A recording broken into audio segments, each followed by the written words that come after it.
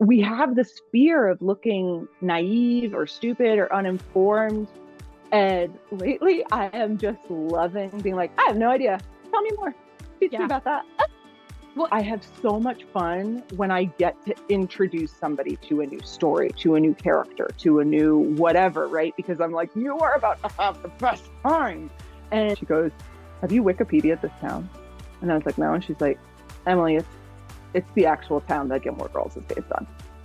I was at every midnight release for the Lord of the Rings movies in full regalia, knew how to speak Elvish. Right? There's nothing like rolling a nat one and having to just keep going with way the out story, right? And having to Or role 20, play right? it. yeah. Yes. Having to role play that consequence, it's a whole different dimension. And it can change the entire narrative. And fear stops curiosity. Like when you are so afraid of something, you can't be curious about the situation anymore. And curiosity essentially is life. Like It's one of those, every now and again, I get a manuscript in my inbox that it puts me right back into blanket fort, flashlight, cozy pillow book. Yep. Like children's stories are not just for children. No. And like you will learn so much about yourself if you just continue to engage in kidlit. My skincare routine is, wash your face, put on moisturizer, sunscreen, read children's literature, and watch movies. The fun thing about being a literary agent is that you get to sort of be like, I'd like to read this book. And then you put that out there, and there might be an author that's written it that hasn't published it yet, and they bring it to you. You're listening to Lemon's Listening Library. Discover the story behind the stories with unique and raw conversations from the people who make your favorite books a reality.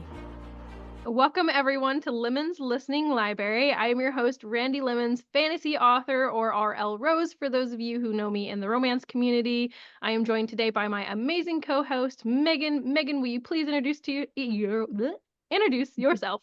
Yes, that. Hi, everybody. I'm Meghan. I am a few writers in a trench coat, and there are swirls hanging out in my head, and it's great to be here today. Looking forward to talking with our fantastic guest and learning more about what makes her tick and what she does. Awesome. Well, just before we jump in, we're going to do a little bit of suspense here. We have a little bit of housekeeping to do. If you guys are interested in supporting the show, we have our Patreon account. You guys are more than welcome to jump into that. And if you guys are interested in using some of our services within the Patreon account, you guys can have your book or your services broadcast on the show, on the channel, or any of our social medias if you join in the top tier Patreon.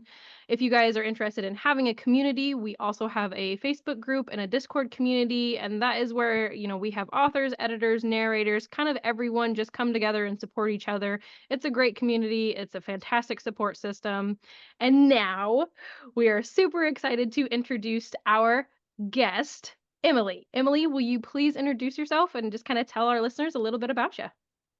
Hi, yeah. So my name's Emelie Burl. I am, first and foremost, a bookworm. But yeah, I'm a literary agent, formerly a bookseller, and I'm just really excited to be here. We're super excited to have you. You are our first literary agent, and we are so excited that it's you because we have a connection with you through Summer.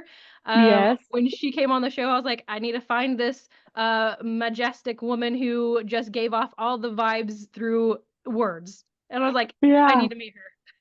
I am flattered to be described that way. Yeah, I don't know if you listened to her episode, but she was like, yeah, I had a whole bunch of people reach out to me, and then when she reached out to me, it was just the way that she felt authentic and real, and I was like, you're my person. And I was like, that's awesome.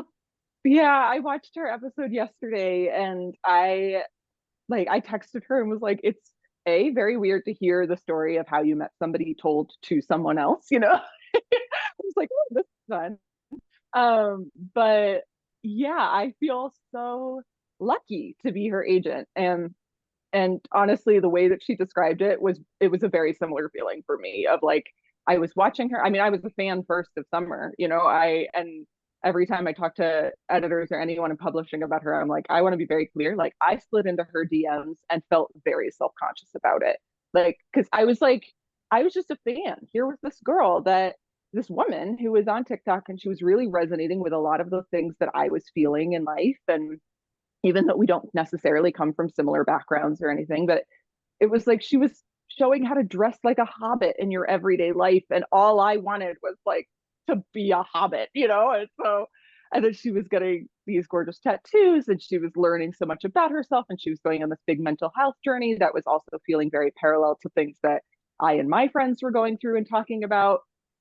And she started telling this story about the neighbor, and it just kept going. And I just like, I knew this girl had to do a book.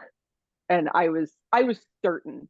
I was certain when I DM'd her. I was like, she's already got representation. There's already something in the works. I'm just whatever. I'm just a little literary agent here, just hoping for something. And she responded like right away. And then we just set up a call and we clicked. And it has just been like magic ever since. We get each other in a way. We understand each other's view of storytelling, which was really fun. And honestly, like I have to say, with all of my clients, I have some facet of that. Like that is what I'm looking for, is I want to work with good people who tell really, really good stories. And like, let's just put good stories out into the world together and have fun doing it. I think that That that's was a really long speech. I'm sorry. No, that was perfect. That is actually what we're here for. Believe it or not, we like talking. Okay, good. That was great. I really enjoyed that, actually.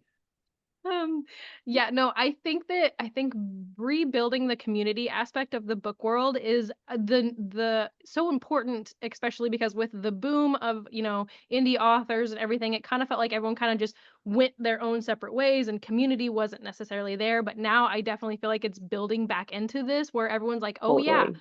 I do need the support system. Oh yeah, it's okay to be friends with fellow authors. We're not competing with each other.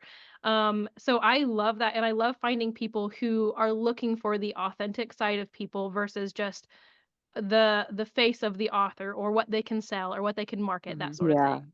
Yeah, absolutely. And just like the the brandy businessy side of things, like that is you have to have that, right? Like you do need to know that in order to succeed in this business that we're in, right? It is a business. But if that's the only thing, like that to me, for me, feels gross. Just and I don't want to judge anybody for what they're doing or how they're running their business. All right, we all got to eat. But I have never come at it from how much money can I make off of that person, or what trendy boxes are they ticking right now that I can easily just make a quick buck off of. That was never. I don't want to get into a business for that. There's Bea. Well, Hi, Bea. Bea, well, yeah, and I just I want to at the end of my career have a beautiful library to look at of wonderful stories that I feel really good about, and not just like, hey, that's the one that bought me the vacation home in Ireland or whatever. Yeah. That was Yeah, never. 100%. I've never been a person that just sees dollar signs. But you have to see some dollar signs in this job, and so it's how do you balance that, and make it lucrative still while not selling your soul. Yeah. Yeah. Well, and I imagine you had a pretty good start for like understanding, your foundation of that working in a book house or a book, as a bookseller. Yeah, for sure. I mean, so for me, I have worked in three different independent bookstores. I started when I was 16. I was like 8 when I went into, well, when I told my mom, I am going to open up a bookshop and move to England, and I'm going to live in a flat above that bookshop. And then every day I will just wake up and I'll make my coffee and I'll go downstairs and I'll sell books to people. And she was like, that sounds like a really great way to never be able to leave your job. Like to never be able to go from work. Confidence, mom. Like, that's very, very cute. You're a very sweet girl. And I mean, I've been a bookworm.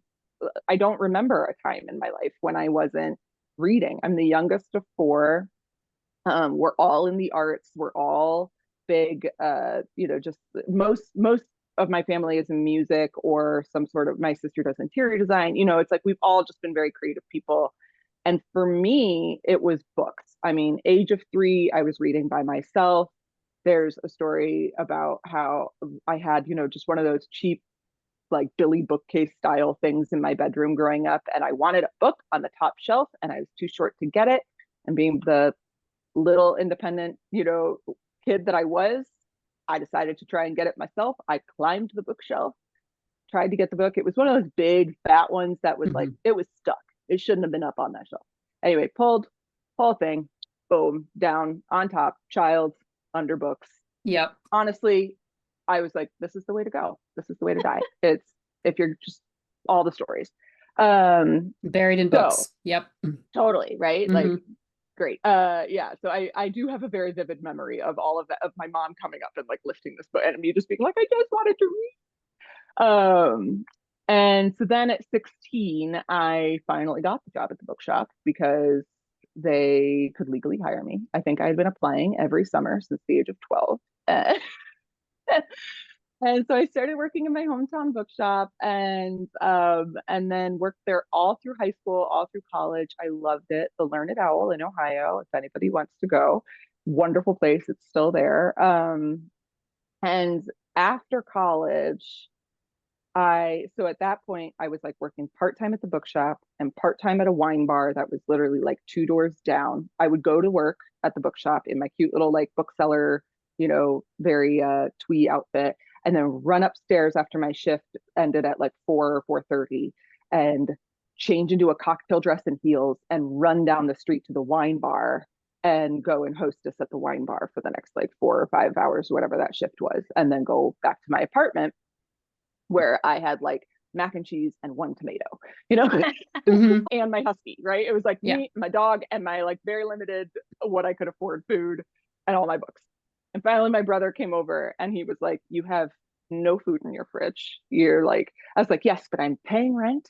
I have my dog. He's eating. I could feed him. And I was like, I'm making it happen. He's like, you need a full-time job, Emelie. You've got to do this. Like, expand your horizons a little bit. And so I started looking and I was like, fine, I'm going to do books still. I love publishing. I got my degree in English at a university, by the way, that I picked because it was 20 minutes away from the bookstore. Don't advise. That's not the, yeah, like the whole ecosystem built around the bookstore. It's fine. Absolutely. Like I was like, this is my life.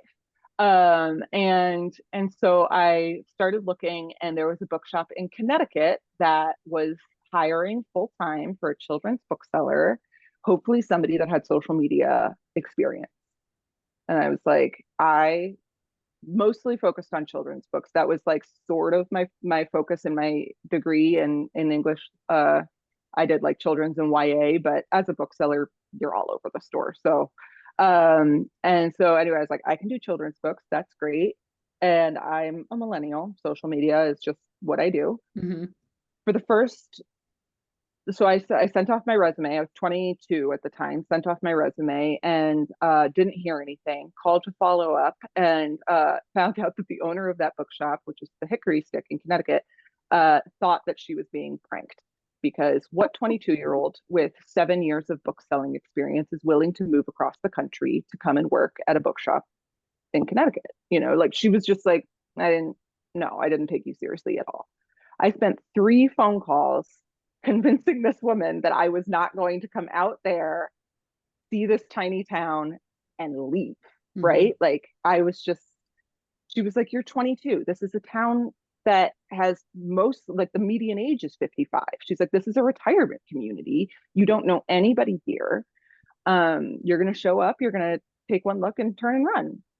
And then what convinced her was that my brother lives in Brooklyn and my best friend lived in Boston at the time. And she was like, oh, so if you need to, you have people like within like an hour and a half to 2 hours that you could go and see. And I was like, totally. All right. Well, then I'd like to offer you the job. So immediately you were finding authentic people in your life. Like what boss cares? Like if you meet the criteria and you're amazing at, you're like, oh, this is a top-notch hire. They're like, they don't question it. And you're already attracting like these authentic people who are like, okay, but what about your support system? Yeah, well, but also I think about her too. Like, she's not going to invest all of this time and energy into some 22-year-old who's just like, maybe I'll move to Connecticut, and then that wastes all of that effort on her. I kind of understood her point of view, but yeah, I mean, I have been very, very fortunate to have people looking out for me from my brother for him to just like show up and be like, dude, what are you doing? You can't just be putting together all these part-time jobs and that'll make it work. He's like, you need health insurance. You need things. You need to take care of yourself. Was that common in your house? Like, did you get modeled how to support each other from like your parents or, just different people where it was like kind of something you already knew? Yeah, so I've been reflecting on this a lot, in like so both of my parents they immigrated over from Sweden, and very much like they're both entrepreneurs, right? My dad has always been like a traveling salesman. My mom, uh, she was a jazzercise, still is a jazzercise instructor. She was literally teaching jazzercise with me in utero up until like 3 weeks before I was born. And then she had a couple of different sales jobs, and then she became a real estate agent. So both of my parents have led these very like, we make our own schedules, we support each other like ourselves, we work really hard for our money type of thing. And then yeah, on top of that, with them not being from here, it was kind of like me and my siblings and my parents all figuring out the way that education in this country works, everything all kind of together, which again, like at the time, I'm not aware of that, right? I was just like, I don't know, this is life. But now that I'm thinking back on it, I'm like, oh yeah, there are so many things that we just didn't know. How do you pick a college? Not based on its proximity to a bookshop. And like, it's just stuff like that like we're like, chase your dreams, go for it. But we all worked really, really hard, and there is something in me that was like, I am gonna do this and I am gonna make it work, and if you're determined, you can go for it. But also this like weird, I'm trying to think how to put it, just ask, like your odds go up when you fill out the application kind of attitude. Blind confidence that somehow runs through my family, that I know is definitely a product of luck and privilege and us not realizing that maybe the answer was going to be no would be bad. But yeah, my brother very much instills in me a lot of the like, what's the worst that could happen? Then what? Oh no, they say no. Is he oldest or is he middle? He is the next above me. So gotcha. It's sister, brother, me. Yeah, lower middle, I guess. Yeah. Yeah, lower middle. But he's the only boy. So he's and definitely has very, like, for me in particular, obviously, very big brother vibes. He was always looking out. Yeah, but I think in my family it was very much like, hey, we're all you just got to find your thing and go for it and learn as much as you can and ask as many questions as you can and see what you can make work. And I love that. Yeah.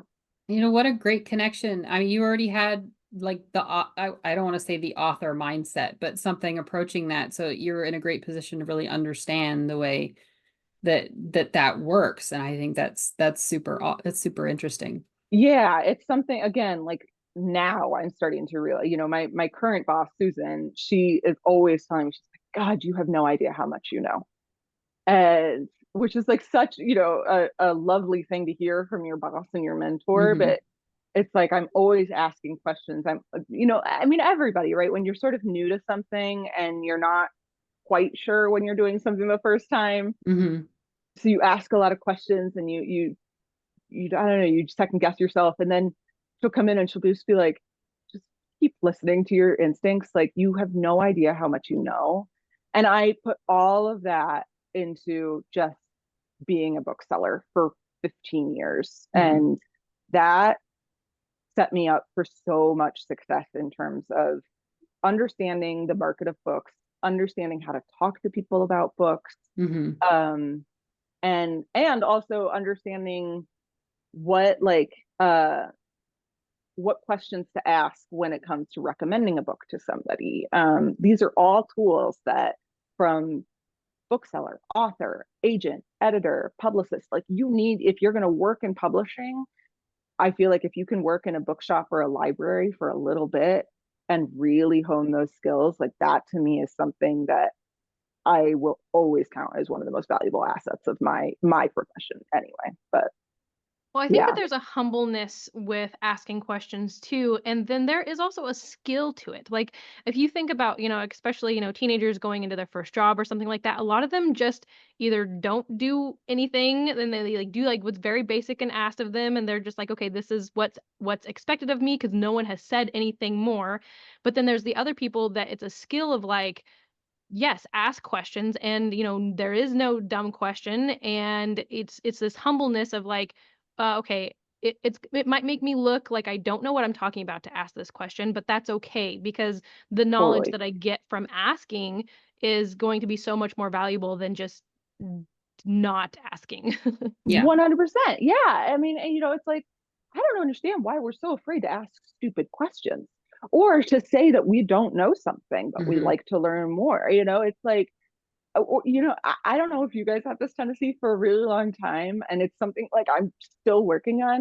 Do you ever do that thing where someone asks if you've watched a movie or read a book and you just say yes, even though you're like, never seen it in my life? Yeah. Nope. I'm going to pretend I have, Yep. and I'm just going to BS through this conversation. That I don't know why it took me so long to just be able to be like, no, I never did read that. Tell Yeah. me all about it. Mhm. But we have this fear of looking naive or stupid or uninformed. And lately, I am just loving being like, I have no idea. Tell me more. Teach me Yeah. about that. Well, and then you just open up yourself to amazing conversations for one. Like if you had just said yeah and then awkwardly like you can't continue on with the conversation, you have no depth of what they're talking about. But if you Mhm. just No, are like, "Oh no, tell me more." They light up because now they get to tell you something that they might not have got to share with you because yes. you already knew what they were talking about. Yes, Mhm. exactly. And then on top, so oh, man, I am. Can you tell I have ADHD? We are just like, whoa, going ADHD everywhere. squad. Yeah, Woo! we all I think that that's on the application. You cannot join this podcast if you don't have it. Just kidding. But yeah, I think that is what goes into selling books in general.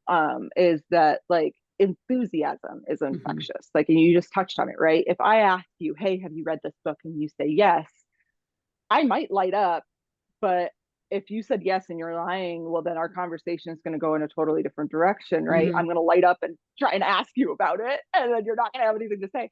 But if you say no, well, then it's, let me tell you everything. It's so great, and then I mean, I have so much fun when I get to introduce somebody to a new story, to a new character, to a new whatever, right? Because I'm like, you are about to have the best time. Or And the it worst just makes, time, just or the depending. worst time. And we can talk about that. Tell me why you hated him. Mhm. Yeah, Yeah, which I mean that then gets into like why I love kids in YA, right? Because it's like they'll tell you. they know, and those characters in that book, they're real. Like they Yep. actually did that evil thing, and it's so much fun to talk to kids and teens about books when they're really Mhm. into a book because they feel it in their blood, and it's so much fun. Whereas sometimes when you talk to adults, present company excluded, obviously, but when you talk to adults that really like to be intellectual about reading, well, then it's like, oh, the language is beautiful and the prose and, that scene, or I didn't see that twist coming. And I'm like, yeah, but how did you freaking feel when that guy did that? Like Mhm. that to me is like, that's Yeah. the best. Yeah. That's the best part. Yeah. Yep. Regardless of his trauma, his actual behavior, like what about that moment? Like Cool motive, Yeah. still murder. How did it make you yeah. feel? Oh yeah. It's just, I love stories and I love talking about them. It's great. It's fun. I Mhm. love that. I got Well, distracted. Where did we go? no, you No, are let's talk fine. about stories some more. Yeah, yeah. We could, this kind of is what the podcast is about too, is talking about stories. So I feel Mhm. like you're in the right place. Good. But you also have a lot of stories to tell based off of like the things that you've experienced too, because you started off with the Gilmore Girl experience, Oh my and gosh, yeah. I am a Gilmore Girl fan. That was something me and my mom watched as kids, or like I was a kid, obviously, and but I watched it when it was okay. We have to wait till next Wednesday to watch the new episode, so it was when it was still coming out, and I Yes. loved it.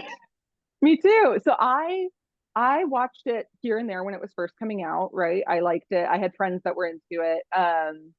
But then I went through a like rewatch of it before I moved to Connecticut.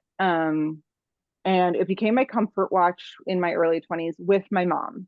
So I was not living at home, but living nearby because aforementioned bookshop in hometown must live nearby, but must be independent too. So don't save money and stay with your parents. No, no. Put your hard earned small amount of money towards an apartment by yourself with a dog. But I was, that became a thing where I would like go to work and I would come home and my mom and I would watch Gilmore Girls together. And I was trying to figure out what to do with my life. And we were loving the show. And I just said to my mom, you know, I would love to live in a town like Stars Hollow. Like that's the dream. And I remember she was just like, you are such an odd child. Like she has a son that moved to New York City to work, you know, to live in Brooklyn. And then my other sister, she moved to Chicago eventually. Like she's got these city kids. And then here's Emelie. It's like, I want to work in a bookshop and I want to live in Stars Hollow. And but also like who doesn't? Right. They watched Dawson Creek growing up and High School Musical. You watched Gilmore Girls, girl. Yeah. And I mean, I drink a crap ton of coffee and I'm a knitter and, you know, all these, it's just like that show is just, yes, me. And then it was like 2 weeks later that I got that job posting and applied for that job and, you know, was finding out that I was like, oh, Washington Depot, the town that this is in, it's super adorable. It's a cute little town. How fun living out my little Gilmore Girl dream. And I decided to move. Everybody in the house is like, or everybody in my life is just like, yep, okay, she wasn't kidding. 8 years old, gonna run a bookshop. She's just, here she goes. And my best friend, the one that was living in Boston, was like, what the hell are you doing? Where are you going? And she Googled the town and she emailed me and she goes, have you Wikipedia'd this town? And I was like, no. And she's like, Emelie, it's the actual town that Gilmore Girls is based on. Amazing. And so Washington Depot, Connecticut is like the inspiration for Stars Hollow. I will say it does not really look like Stars Hollow, but a lot of the towns around it, you can see where Amy Sherman Palladino like got, you know, she was driving around. They saw like put this Stars Hollow town together. But in terms of like vibes and character, yes, very much so. Like that small town charm is so you met a Taylor. Oh yeah. Oh yeah. I mean, it was great. And like town hall meetings, I mean all of it, right? Like it all happens and it's so much fun. And in the center of this town is this beautiful bookshop that, I mean, truly the center of the town is sort of more of a circle than a square, and the bookshop is at the center of it. It's like the heart of this town. Fantastic coffee next door to the bookshop, cute little market right across the street, just idyllic as hell. And so I moved out there. When I first moved there, no cell phone service in the town, and I am not kidding. No traffic lights. There was like one intersection, and a traffic jam was when there were like two cars at each thing. And when there was a debate to put in a cell phone tower, like in this town, so that we could have cell phone service, oh boy, the two camps, pro, anti, not happy, right? It was like Dr. Seuss's Butter Battle book. It was insane. Yeah. And it was just the cutest town. But anyway, we eventually did get cell phone service.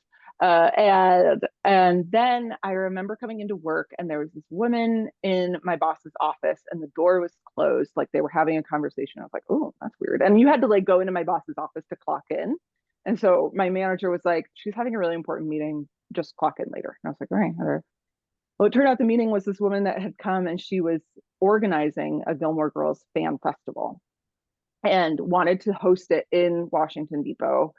And so it ended up happening, right? Fast forward. And it was, they brought like the cast to town and it was a very limited number of people. Also, by the way, many a town hall meeting leading up to this about whether or not they're going to bring drugs to our town. It's going to be like Woodstock all over again, all this stuff.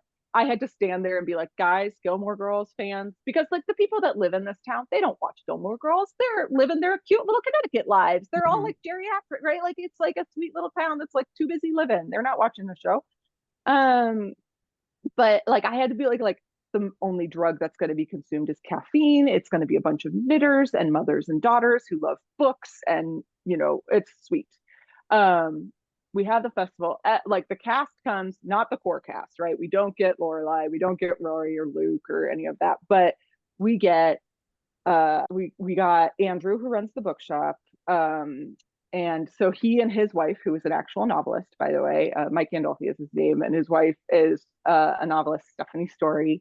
So she came and did a book signing, and he kind of was there with her and being the bookseller. Jackson was at our farmer's market selling pumpkins. Hef Alien did a concert on our town hall, on our town hall steps. Ms. Patty and Babette came and crashed the bookstore thing and started telling Broadway stories. And then that night, this is we did like 3 of them. So one of the times, we all ended up at a piano bar in the next town over, like a bunch of the volunteers and the cast. And I kid you not, the guy that plays Zach and the guy that plays Brian and a couple of other cast members sitting around this piano bar, just like singing and playing music until the end of the, oh my God. For a Gilmore Girls fan, excuse me, it was the most surreal experience I have. I mean, it was truly like living in Stars Hollow. It was just happening all around me. So and Zach it was and Brian are actually musical? Yes, it's insane. It's insane. It was so much fun. Yeah, and then they had crew members come too. So like the woman that does like the costumes or the set design, and they would have panels and then on top of that, the fans, right? It's like it's like we had, I think it was 600 people. So I mean, essentially, it might be a little bit, but essentially, this festival doubled the town's population for a weekend, and it was just praised. It was like mothers and daughters and a few husbands and boyfriends that were just like, it was so cute. Our hardware store set up a little mini coffee shop in their like hardware store so that it could feel like Luke's. You guys, it was so nice. And then throughout the year, I mean, people of course start finding out, and I mean, people have known. It's not like necessarily a secret. If you do enough sleuthing on the internet, you could find out that Washington Depot, right on the Wikipedia page, is the inspiration. I mean, at least 3 times a week, definitely almost every day during like fall and summer, we would have road trippers coming into the bookshop all the time, to the point that I had created a printout brochure of like the Gilmore Girl fans guide to Washington Depot to like take them so that they could drive themselves on a self-guided tour through all of the sites. So yeah, so that's my Gilmore Girls era. So I have to know, you're married, correct? Yes. Who did you marry? Did you marry Dean, Jess, or Logan? I married Luke. Yes. Oh my God, that was the best answer ever. 100% married Luke. Yeah. I definitely relate more to Lorelai than Rory, except in the book sense. But yeah, my husband Mike is he is a flannel wearing, coffee making, cooking, woodworking dude. All these bookshelves he built, all of our furniture he built. He is like in my opinion, sexiest handyman I have ever met in my entire life. He makes me coffee every morning. He's wonderful. Yeah, I totally married Luke James. He's great. Oh my goodness, you could not have answered that any better. I'm just saying. Like I had my hopes. Like I was like, okay, maybe she'll pick my favorite one. And then when you said that, I was just like, well, okay. I have to know now. Are we Team Jess, Team Dean, Team Logan? Who do we like? I have always been Team Jess. Me too. It was really hard between Logan and Jess though. Like especially towards the end, it made it a little easier. But yeah, yeah, definitely. Yeah, no, I mean, I always loved Jess in real life, and that was always the guy I was going for, was the guy that was like, he was smart, but he was a little, just rough around the edges or whatever. Dean was too much for me. Oh yeah. Yeah. And then Logan, I just didn't like that he thought he could buy her all the time. Yeah. But I liked that he pushed her out of her comfort zone. But I think Jess would have done the same thing, but in a different way. Yeah. But yeah, nope. I think I liked Logan as I was coming into my my adult world. Like, I want someone to come and take me on some of the parties he took her on, and that Oh sort of yeah, thing. are you kidding me? I would have loved to have been a part of the like secret society at Yale and like yeah, all that. Oh my God, would have been so much fun. Yeah, So yeah, a bunch of those guys came to the fan festival too, by the way, like all of Logan's buddies and stuff. And yeah. woo, they are fun. They portrayed their characters accurately in real life too. Oh yeah. I love that. So I love. There's also another connection that you have here. So I'm fangirling about like the Gilmore Girl thing, but Megan also does D&D, and so all three of us have that connection of like we could all just jump on a D&D session together. Yeah. Oh my God. I could DM love it. I'm that. actually a professional DM. I mean, Yeah, well, in the no sense that I way. get paid for it. Yeah. Oh my gosh, Um, I need to put I'm you in touch with my husband. I'm He also DMing a professionally I'm DMs. DMing a bachelor party next like 2 weeks. I I know. I was love like, that. how fun is that? Why didn't I have that when I got married? Why was I not cool enough to think of like, Truly. let's not go to, the typical bachelorette parties. Let's just have a Yeah. D&D session. Oh my God, yes. Oh, that would be so much fun. Yes, I love D&D. So I came to it late, but I was a nerd, I Yeah. was I don't know why I came to D&D late. And honestly, this I is the only sense started of a year like, and a half ago. okay, yeah. Yeah. So I like in my family, I'm definitely like the weird nerdy bookworm kid that loves fantasy. Like, Mhm. I'm the nerd in my family, right? In my friend group, though, I was always friends with everybody that played D&D or played like, World of Warcraft and all those games. And I played video games and I read all the fantasy books. I was at every midnight release for the Lord of the Rings movies in full regalia, knew how to speak Elvish, right? Capital N nerd. Love that. And and I didn't start playing D&D until my 30s. Well, so I met my husband. He loves D&D. He has always loved D&D, and he got me into my first game, and just I was like, oh my God, I can just. It's like improv, Yeah. but in a fantasy world, Mm-hmm. and it's all storytelling, and I love it so much. So he started me on watching Critical Role. And we got like into Critical Role Matt Mercer together, is and my fantasy husband. If I ever leave my husband, it's I gonna be for him. mean, I'm not gonna lie, and he knows this. I would leave my husband for Ashley Johnson in a heartbeat. I love her so much and worship the ground she walks on. I just think she's great, and I admire her as a player too so much. But I'm a it is, Marisha Ray stan, so oh yes, I mean, Yeah. I love them all I really. know, Like I know. they're As soon just as I said that, I was like, wait, but I also love Travis, and I also oh, love but then Laura Bailey, who doesn't Laura. love I and freaking love Laura and oh Bailey. my God, yeah, Yeah, Laura Bailey's on my list. yeah, Mm-hmm. It's the voice. So Gets me every time. the voice oh is. yeah, all of them.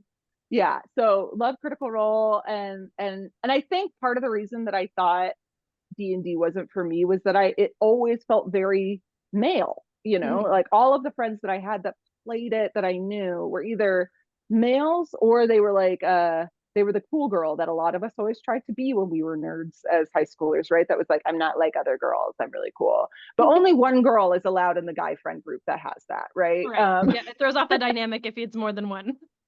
Yeah. So now, though, I know better, and I know that there is space for all identities in D&D, Yep. and it's so much fun. So now I'm just like, I'm in too many games. I fell down the rabbit hole, and yeah. So and I think actually my first game was an all-female game that my husband was the DM for, but he was the one that like, yeah, put the whole group together, and it was all ladies, and oh, so much fun. Yeah. I So would much love fun. that. You're fixing to do an all-female. Oh yeah, the Yeah. bachelorette party. Yeah. Well, yeah, I'm I was doing like, the I feel like we bachelor. just talked about this. Yeah, I'm doing the bachelorette party, but I also have an all-female game in the wings as well. That's awesome. Yeah, Quick it's gonna plug. be This is fun. not, I do not represent this book, but in terms of books that I love, wrote this in, The No Girlfriend Rule by Kristen Randall it's a YA, We stand sapphic, YA in this house. yes. Oh, it's so good. And it's about it's queer, it's body positive, it's D&D, it's Well, that's so going good. immediately on my TBR. It's so good. It's The about no a girl girlfriend rule? who, yeah, the no girlfriend rule, and she isn't allowed to play at her boyfriend's D&D table because they have a strict no girlfriends rule at the D&D thing. So she finds and she can't find a D&D game where there isn't creepy, weird people that, she's socially anxious. And then she sees like a flyer for an all females D&D game and joins. And it's just so good. So good. Highly recommend. Immediately goes on the TBR. I know. I wrote it down. I was like, underline 3 times. It's so good, you guys. Highly recommend. I love that. So what character or what class do you typically play? Oh my gosh. Okay. So right now, I started in the basic, like I did Aragorn as a lady, right? Yeah. And that was where I was like, she's a ranger, she'll, and a fighter, and she'll be fine.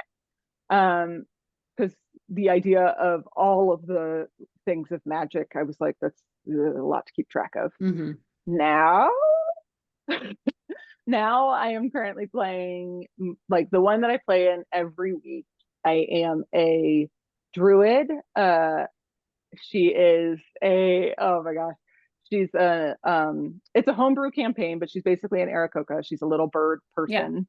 And she's like a bright green parrot, and she's a druid and a little bit of a stoner, and and she's just so much fun, and I love playing her. I love the lore of that particular species. They can only speak in mimicry, which is just so fun. Is it the Aarakocra? I thought that only the what are they called? The black ones. I'm so bad at this is where I wish my husband, he's like an encyclopedia for this stuff. But yeah, my husband played it. It was it was that one bird that I have no. Yeah. So in this one, we like, it's not a strict Aarakocra, so we don't have to speak in mimicry. But in this one, we are, like, my character, we're from like a tropical island nation that is known for its party lifestyle, and like our entire society, like we are aestheticocracy. We worship beauty, basically. Like beauty is the thing that the bird people think is the most, which makes sense, right? We like shiny things and we want everything to be beautiful. And so I am a like stoner druid, like just artsy, girl. And then my very best friend from high school, the one that lived in Boston and was the reason that I got my job, she plays my twin sister, who is a monk, who has just a deep affinity for rum, and her goal in life is to be the best pirate in all the land. And I'm just her silly little twin sister that loves to party and loves to tag along. And so I go with her. And then, of course, we end up in this whole thing where we have to save the world. Mm-hmm. My character was not prepared for that. So she's currently going through a bit of a time of the fact that, like, maybe life isn't always a party. And, like, what do you do when the party ends? And, like, you have to actually deal with scary things. Mm-hmm. So that's been fun. But what is D&D if not just like a therapy session that you go to the table for? Absolutely. You throw all your trauma in a little box, give it a name, and toss it at the world. Exactly. Yeah. And then my other character that I play in a game is she is a gnome she's a gnome barbarian, and she's an orphan. She's like a street kid. And I asked my DM, I was like, here's what I'm picturing. I was like, I want her to be a tinkerer because of her street smarts, right? Mm-hmm. But I was like, but I don't want that to be her like class. So she's an axe juggling barbarian on roller skates. And I adore that. Yeah. And so that's her whole, so she's like basically a roller derby girl with juggling axes, and that's her whole combat style. Yes, good. I love it. Yeah. I had two main D&D characters. One was a blind druid with an owlbear companion who acted as her seeing eye dog. I love that. Yeah, so that was great. And the other one, the one I'm going to play in this all-female game, is she's an elf who was raised by dwarves and so is an artificer. Nice. That's so funny. Nice. Oh, I just remembered another one that I love her. Sorry. I just remembered another character. Tell me all the things.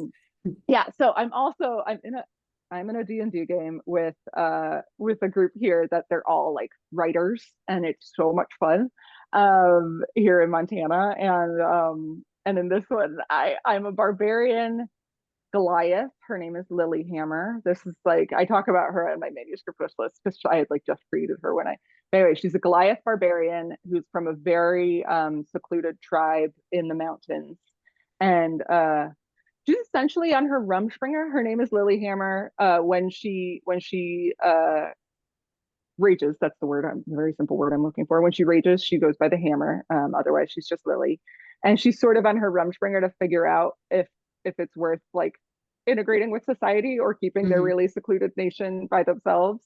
And I read Legends and Lattes while I was creating her, and I basically, like, while I've been playing through this game where she's on like a caravan right now, she's becoming like a total foodie and getting really into like art and culture and like, and I just like, I love her. And she just got a magical artifact that is essentially like a Lonely Planet guide to wherever she happens to be at the time. My goodness. Amazing. I It's think wonderful. every single author needs to play at least a handful of D&D games because Yes. creating the characters, like me and my husband play together, and our character story, I like put it out there on the internet. I was like, does anyone have anything that pertains to this character story? I want to read this in a book, and I can't find it anywhere. I was like, oh great, now I'm gonna have to write this story. Just gonna have to do it. I know. Yeah, it's just so much fun. It's so much fun to just come up with these characters and put them in these wild situations. And then when you include the dice in it, right, where it's like when you're writing and you're totally in charge of what you're writing and you just want your character to be awesome at stuff, that's great. But there's nothing like rolling a nat one and having to just keep going Work your with way the out of it. story, right? And having to Or role 20, play right? it. Yeah. Having to Yes. role play that consequence, it's a whole different dimension. And it can change the entire narrative. And I feel like it's just such a good practice in life throws you some curveballs, man. Yeah. And like, and that's the beauty of I mean, of D&D, but also of reading books and everything. It's like, what happens when life throws you curveballs, right? What happens when you roll a natural one, even though you've done that thing 1,000 times? Natural ones happen. And it's like, that's where the interesting storytelling is. And that's where the character growth is and the plot points live.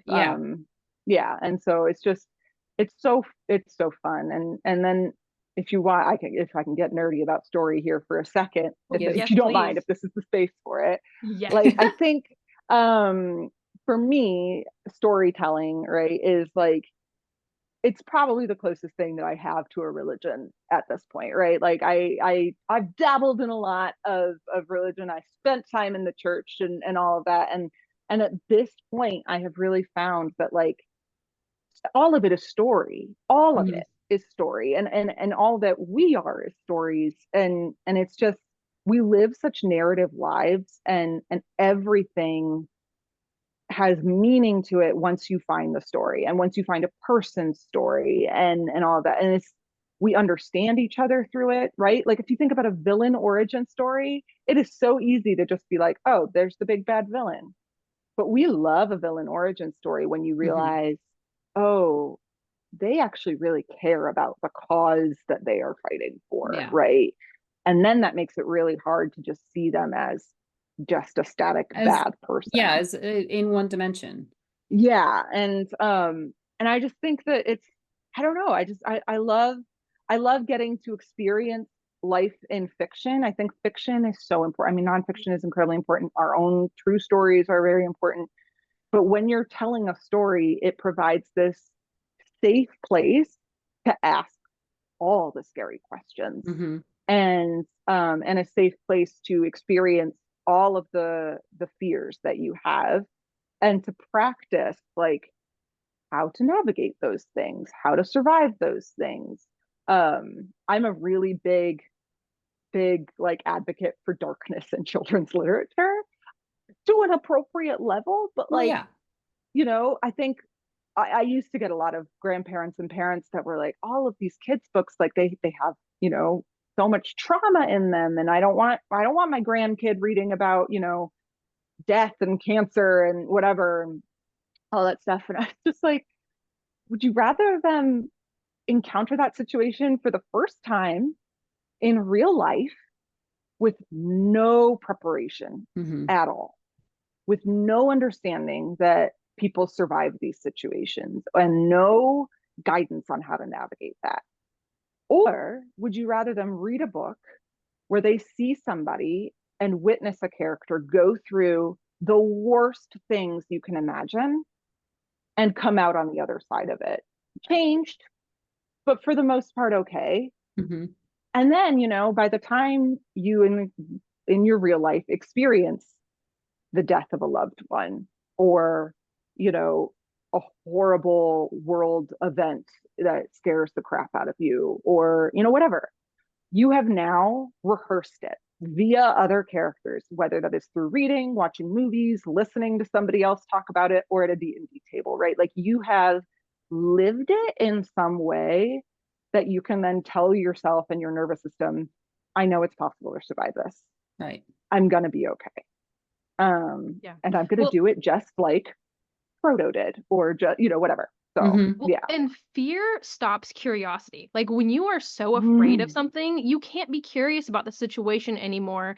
And curiosity essentially is life. Like, living life is because you're curious about things. I'm And writing that down. I wrote it down too, because curiosity. So, like, allowing our kids to be curious about life, it makes it to where whenever those situations come up, it's not like anxiety is so prevalent right now, because I think in our day and age, a lot of it was like, okay, you're going to follow these routines. You're not going to question the adults in your life. You're going to do what is told. And we didn't have the opportunity to be really curious. And so I think that, you know, as we move forward as a society, allowing kids to be curious without adding that fear layer into it, like, there, you know, death is a real thing, and death is part of life, but it doesn't have to be scary. It doesn't have to be something that you fear 24/7. Absolutely. Yeah. You know, it's funny. I was sitting around the table, and like all great conversationalists, I was with my husband and like our two best friends. So I was like, I can ask whatever. And I asked what everybody thought their final words would be if they had like the choice, right? Because I'm a fun dinner party person. You're on your deathbed and you're in control. Like, you're like, okay, like, I'm about to die. These are my last words. And everybody kind of said, there's one of our good friends, his was, well, folks, it's been a pleasure, which I really loved. They got around to me, and I said, I think I want mine to be, here we go. Because, like, I think, right, it's like, we don't know. That's the one last thing that we get to, like, I get to go find out what's happening. I would so much rather that be the curiosity rather than the fear. I want to be curious about everything, with a healthy dose of fear, with a healthy dose of, like, you know, if there's no immediate danger, we're good. Right. Yeah. I don't think it's fear either. I think it's caution. You know, it's. Thank you. Yeah. Yeah. Still, and I that's think still that, like, being curious, though. Caution is still like, okay, well, what's behind that tree over there? Yeah. Yeah. Exactly. Yeah. And so I think it's just, if you can hold on to that, you're gonna have a lot more fun, at least. Yeah. That's true. No, I love that.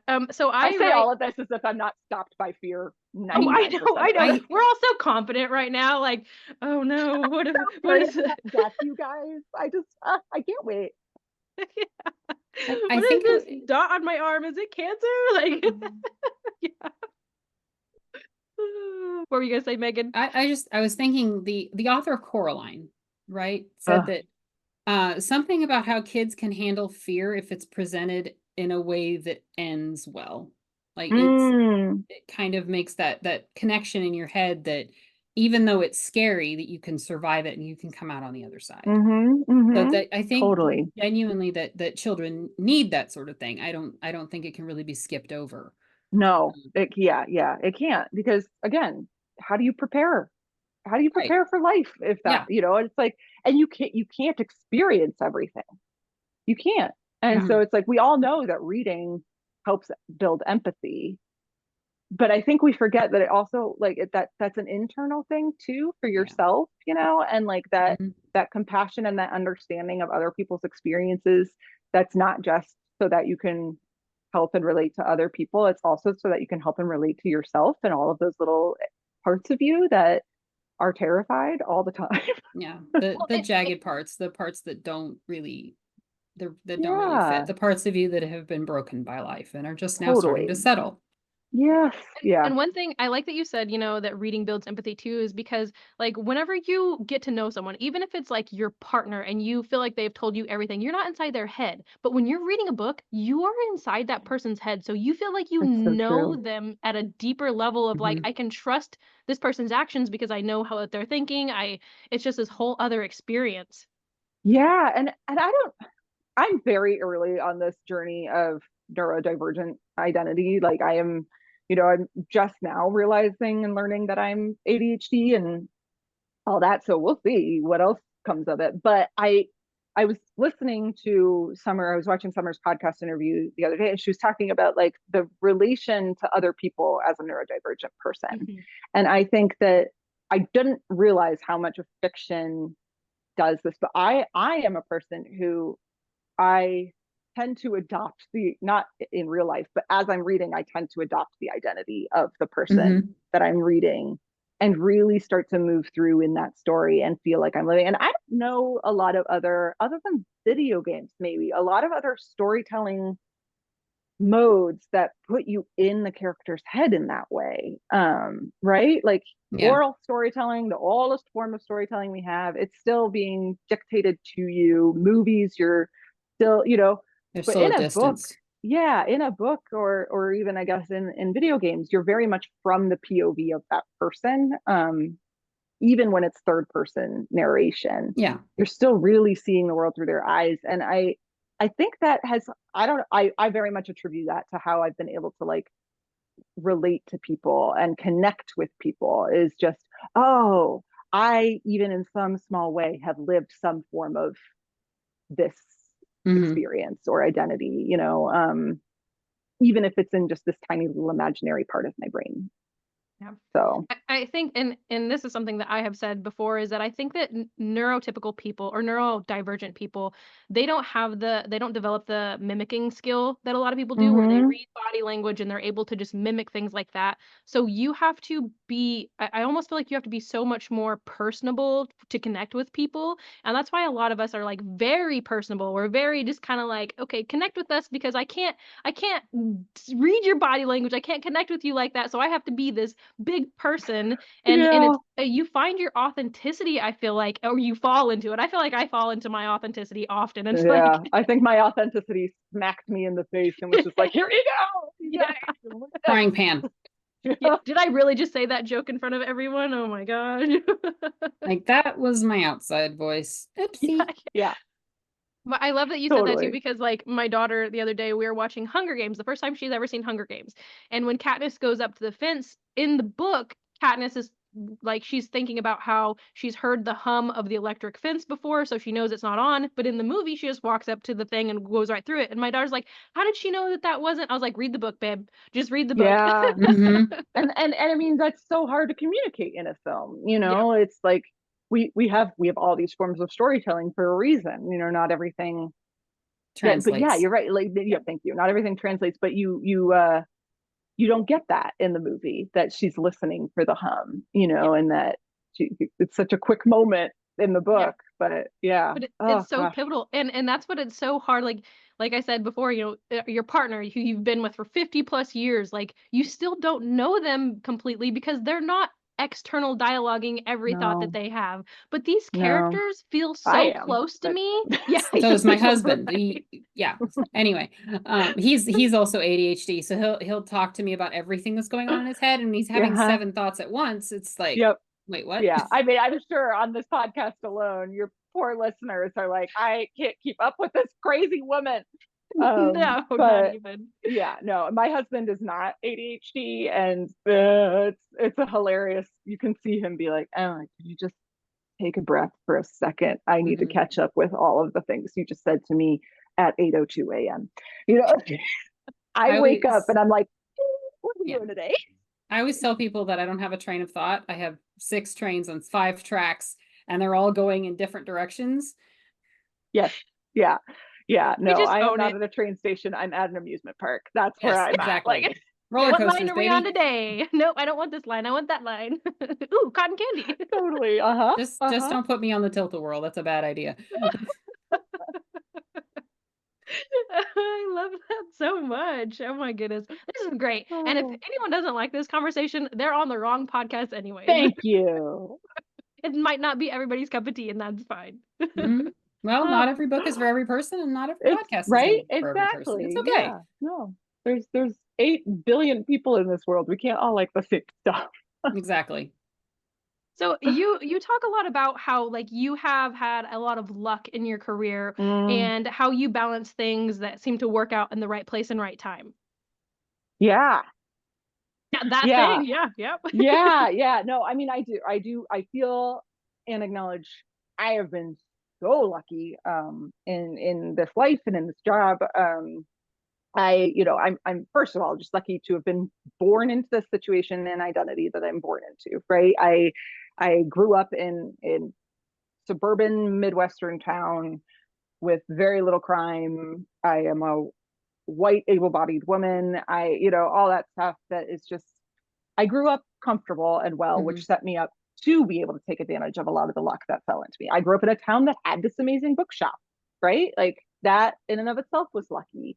And then I happened to find this place in Connecticut that happened to be in the town that I didn't even realize I was dreaming of living in. Um, and then the woman that I work for now at the agency, the entire reason that I work for her is because she was a customer at the Connecticut bookshop. I also queried her when I was an aspiring writer and have the privilege of having been rejected to my face. I mean, that is a Because privilege. yeah, Yeah, it's not an email. yeah, and to be honest, she was the loveliest and sweetest, and still is the loveliest and sweetest person. She came down to the bookshop. We had not met officially in that capacity. She came down to the bookshop because in my query letter I had mentioned, like, by the way, I'm literally right down the street from you. And so she came in and she was browsing and she came up to me. She's like, "Are you Emelie?"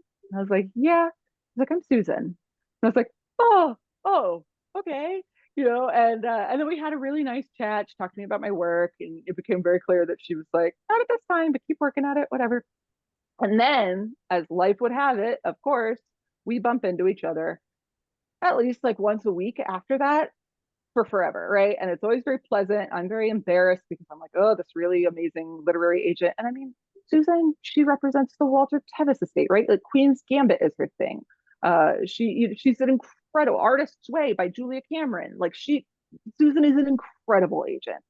And so I was very embarrassed all the time, but she's always been lovely. And then before the pandemic, my husband and I flew out to Montana for one of my college friends' weddings. She lives out here.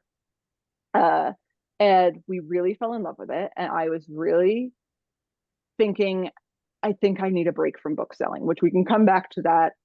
That's where the chronic pain issues come in. So I was like, I need a break from book selling. I need to do something different. We were feeling the itch to leave. Neither one of us was from Connecticut. My husband grew up in northern New York. And so we were like, well, we loved coming out here for our friend's wedding, and we really loved these friends, and we're both really outdoorsy and adventurous people, and Montana just felt great. And he already worked from home, so we moved. And we moved like June of 2020. So, I was like, sweet, the bookshop is closed to the public. This is a great time for me to make my exit. So I made my exit, moved. And then I thought, I'll freelance for a while. I'll figure something out. There are 3 bookshops in Missoula, Montana. If need be, I can always go back. And then someone from my writers group from Connecticut emailed me and was like, hey, Susan Schulman is looking for help at the agency. And I think you would be a really good fit. And I was like, I don't know if you know our history, but I don't know if Susan Schulman wants to work with me. Like, I don't think that she was mean to me by any means, but I was just like, oh, that lady rejected me. She doesn't. He was like, just talk to her. So I emailed her, and it turns out her daughter went to University of Montana out here in Missoula, Montana. And so Susan knows Missoula really well. And so we kind of connected on that. And she was like, what the hell are you doing out there? And I was like, I don't know. I have no idea what I'm doing out here. I'm just trying to figure it out. And it's beautiful. And she's like, well, Queen's Gambit had just come out on Netflix. And so she was like dealing with all of the aftermath and The stuff. stuff that comes in from that, right? Mm-hmm. When you have, as an agent, when you have any project do really, really well in any capacity, your inbox explodes, of course. Everybody that thinks that they had written something about chess now wants to be published because they're guaranteed success because chess is really popular because of Queen's Gambit, right? Right. No, but they think so. And so that would be the thought. Yes. Yes. Yeah. And so her inbox is exploding. And so she emails me and she's like, listen, I'm dealing with all this Queen's Gambit stuff. You're a really, really good bookseller. You understand the market. Do you want to just field some queries for me and let's test this out and see how it goes? And I was like, sure, I can read queries. I can do that and tell you which ones I think are worth your time to look at. Mm-hmm. So it started that way. And it really quickly just like became very clear to Susan and I that I loved what this was. And she was like, do you want to start building your own list? Like, is this something you think you want to do? And I kind of weighed all my options and I was like, okay, it's book selling. It's just further up the pipeline, Mm-hmm. right? I am just doing I get to read the worst versions of what will hopefully be the best books. And I get to talk enthusiastically about them to people whose entire job it is to know books. And the only difference now is that they get to read it before they give me money for it versus at the bookstore when I'd be like, this book's great. And they'd be like, great, here's $20. Yep. And then they could go home and they could deal with it, whatever. Now it's like, this book's great. And they're like, let me and an entire team of people decide whether or not that's true. And then we'll offer you some money. Yeah. But I then also get to do this from the comfort of my own home, Mm-hmm. on my own time, and like in my pajamas. It's great, which again, for a person with chronic pain, that was like, tick, tick, tick, this is amazing. And then Susan is this incredible mentor and this incredible boss and so just generous with her knowledge and her compassion. And she also, like me, we have very similar values in terms of what a work life should be, and that happiness comes first, your mental health comes first. You should be living for the first like 6 months to the year of a job. Every time she and I would have a call, which was always FaceTime, which I love, right? I'm a person that just loves to be face to face with people. To FaceTime me, first question, are you enjoying yourself? Are you happy? Are there things about this job that we need to, tweak or adjust? Like, how's it going? And not that any of my previous bosses were terrible people, but like I was just never in a job that allowed for that type of communication, right? In a bookshop, well, it's wonderful and everybody wants you to be happy. You're there, to work, to sell books. It's retail. We're all counting cash, cleaning toilets, stocking shelves. It's different. And in this, it's just she just wants to make sure that I'm good. Mm-hmm. And that is amazing to me to have that be the priority. And so it's like when we talk about luck, I didn't seek out most of that stuff. It was like it just all seemed to have fallen in my lap in a weird way. But when I really think back on it, it's just that, as you said, being neurodivergent, we are loud, we are bubbly people, we communicate, right? We say things, and I'm a Leo on top of that, like, and raised by salespeople. I don't know how to shut up. I don't know how not to tell people what I'm excited about and what I'm thinking about and what I want. And I think that I just was so willing to stay curious and to keep saying, hey, this is my dream. Hey, this is my dream, and I'm going to work towards it. And whenever somebody would come up to me and be like, hey, how are you? Hey, hi, I'm Emelie. I love books. I'm doing this. This is what I want to do. And, keep working at it. And then the other is like, organizing thoughts. It's hard sometimes. What else?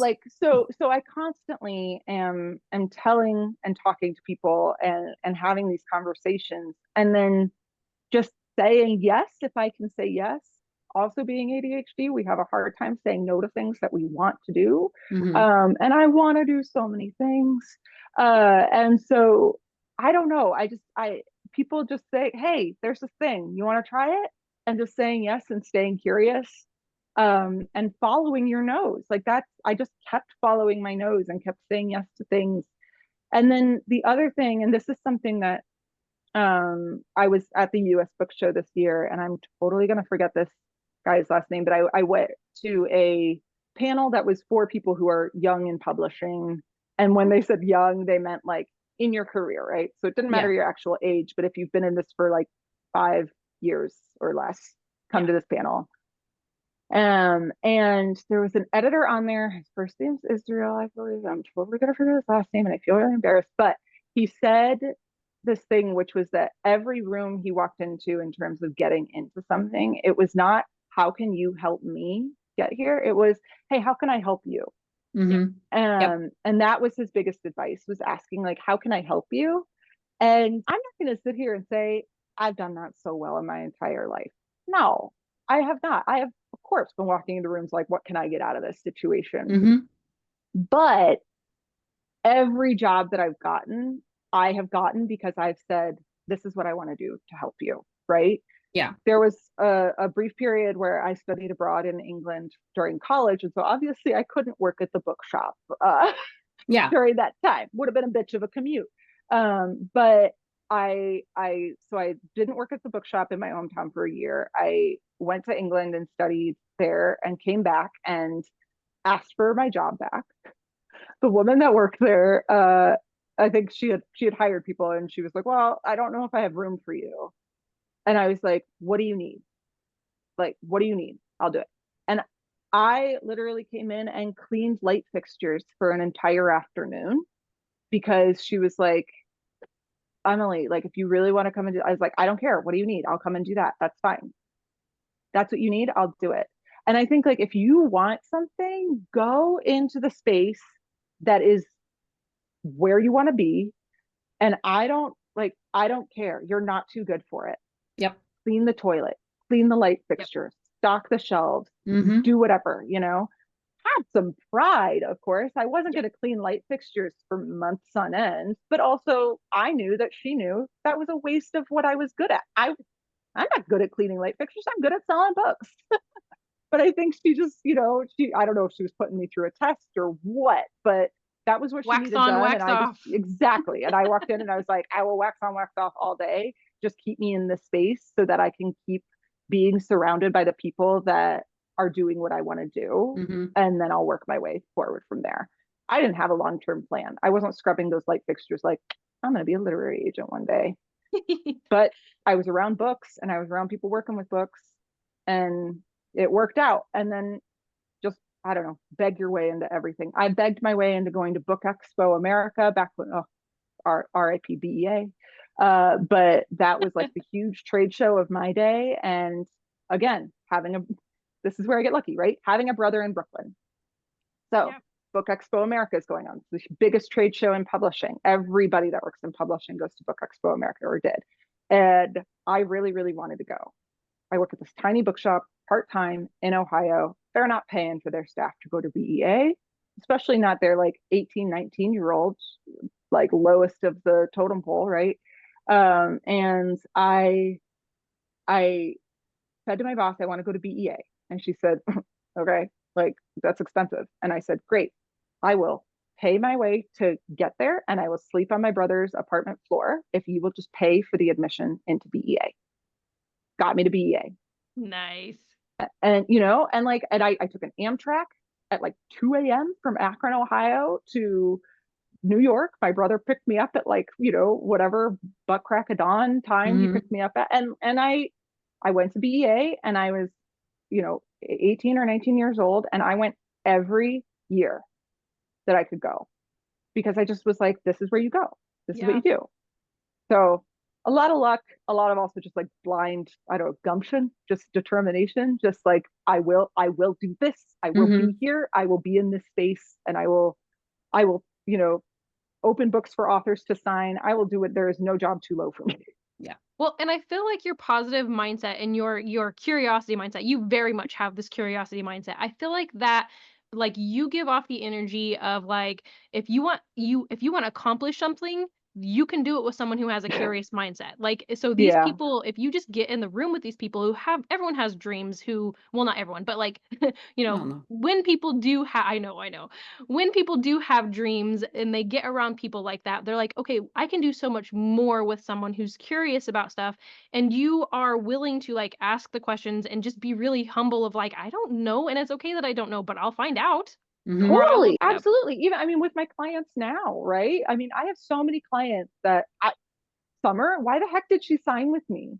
Are you kidding? Like by the time that we started working together, I hadn't sold anything in her genre. I hadn't, whatever. But right away with every single client, I was like, listen, I know I am not like I'm new to the agenting world. I don't have a track record that you can rely on. I don't have all the relationships with every single editor that you can count on. I do have Susan, and I do have the ability to ask questions. Yep. And I will ask those questions and I will find out. And and I do.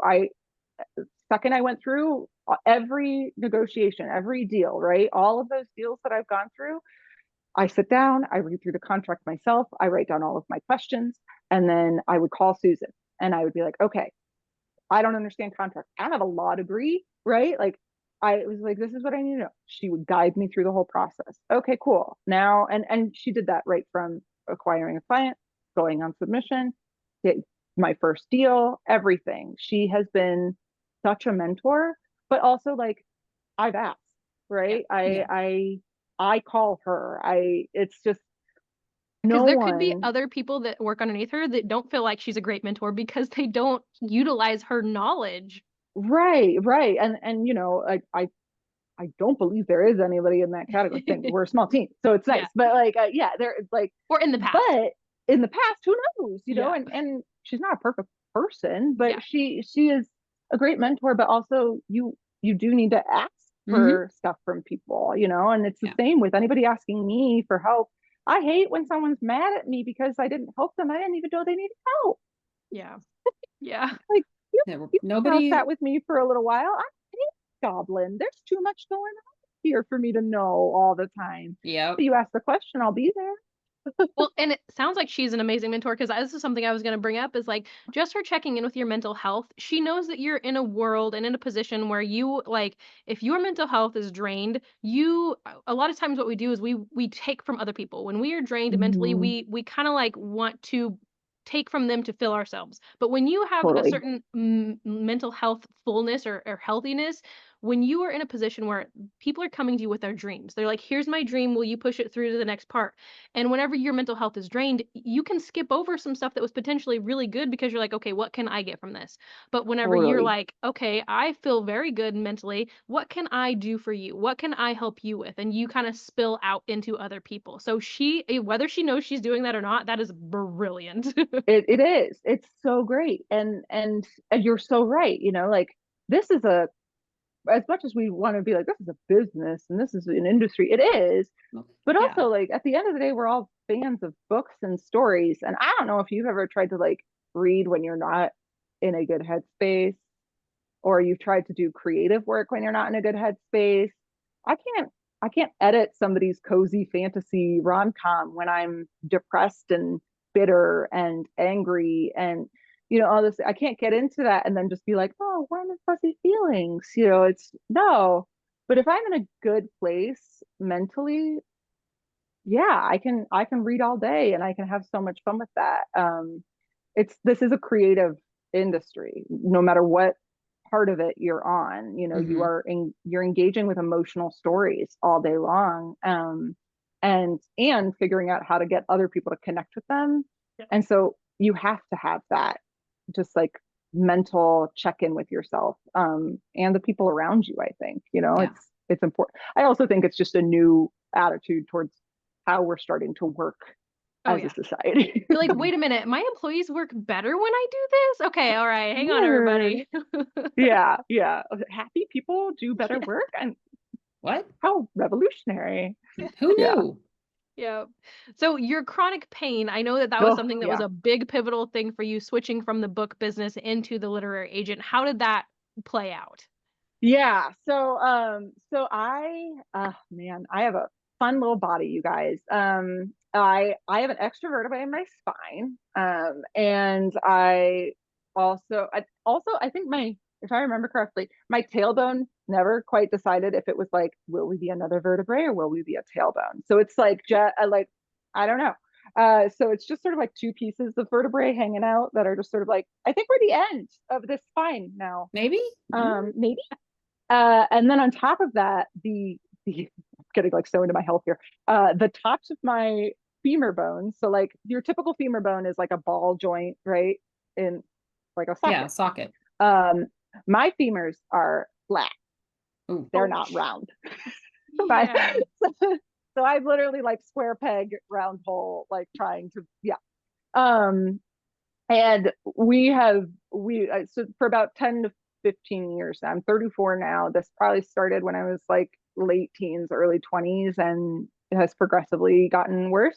But I have a lot of really bad pain days of just joint and muscle pain, and it sucks. And it's just the way that we've tried to find diagnoses for it. We've tried to find out if this is like rheumatoid arthritis or something. We even went on an ankylosing spondylitis. I know lots of weird back diseases, you guys. Yeah, and nothing was coming back positive or, with any answers. Right. Yeah, of any answers. And my current nurse practitioner, the way that she put it to me, she's like, Emelie, you might just have a broad constellation of really bad symptoms. And that's just like, yeah, and it's unfortunate. You just got to learn how to manage it and all this stuff. And so, and I was for a really long time just trying everything, right? Acupuncture, chiropractics. We found that alcohol was a trigger, so I quit drinking, which that actually improved many facets of my life. Big fan of the no alcohol life.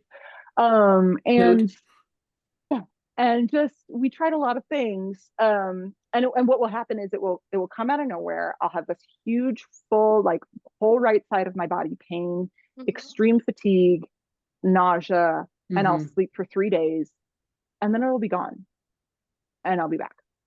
So you can imagine when you work with a team of 5 people in a retail environment, and you're one of 2 full-time staff members, this can be real inconvenient for everybody involved. Yeah. Not least of so the person feeling it, right? Of course. But I hate letting people down. I hate having, and it's like, and I was like the younger, like energy person, right? A lot of the people at the bookshop were in their, senior years, working part-time. And then here I am, like, my body hurts. Could you guys cover my shift for a few, And it sucked. And I was also the children's person who was running the birthday parties and the story times and all of that. And it just was getting really, really hard. And I think this is something that a lot of people with chronic pain know, definitely a lot of women know about. We can push through anything. Yep. Holy cow. Have I, like, the amount of times that I would be literally like hosting a story time, blind migraine, like really just like trying to put it on. Story time would end, the kids would leave, I would run into the back and vomit because I was like so weak with pain. And then my boss would come back there and realize, because I was also the type to try and hide it. So I want to be very clear, no one was ever making me work through anything they knew that I was working through. She would come in the back, realize, and she'd be like, go home. What are you doing? Go home. Yeah. And would, God bless her for that. But, also I recognized the tough position I was putting a lot of people in, and the position I was putting it clearly wasn't healthy. So that was a big part of why my husband and he was like, I know you love this job. I know it is the dream for you to work in a bookstore and even maybe Randie one your own. How the hell are you going to do that when you can't get out of bed and you're pushing yourself too hard? So, maybe one day I'll go back to it. I will say, since leaving the bookshop, like, I definitely still have chronic pain issues. It's a thing that we're dealing with all the time. It happens still. The frequency has gone way down. This used to happen every 3 to 6 weeks, and we couldn't figure out why. We couldn't, whatever. But now I work in a job where I have my own hours. Yep. I work from home. If I'm having a bad pain day, I can just go sleep. And I think like that again, really, really lucky. I call myself lucky for having all of these issues, but like lucky to have found a job that, that can help me with that. Also, really lucky to be in a dual income household, Mm-hmm. married to a man who has a job that we're not totally dependent on me Yeah. and my income. But when I think back to the girl that my brother was sitting in the kitchen with saying, you've got 2 boxes of mac and cheese and 1 tomato in the fridge, and what are you doing? Like you've got to go get a full-time job. If I had stayed in that and then continued to get worse in my health, Mm-hmm. I can't imagine just how miserable I would be, or if I would be even, it Yeah. was just like it would be awful.